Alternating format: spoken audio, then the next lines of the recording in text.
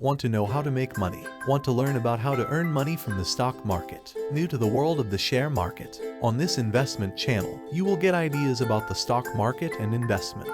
There's a common saying among long-term investors, time in the market beats timing the market. What does that mean? In short, one common way to make money in stocks is by adopting a buy and hold strategy, where you hold stocks or other securities for a long time instead of engaging in frequent buying and selling. The stock market is really a kind of aftermarket, where people who own shares in the company can sell them to investors who want to buy them. This trading takes place on a stock exchange. Buying the right stock is so much easier said than done.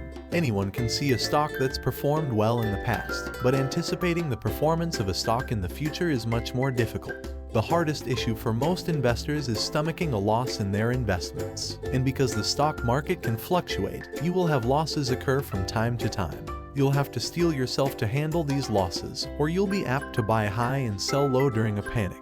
Subscribe to our channel to keep up with new content. Your subscription, support, and feedback are much appreciated.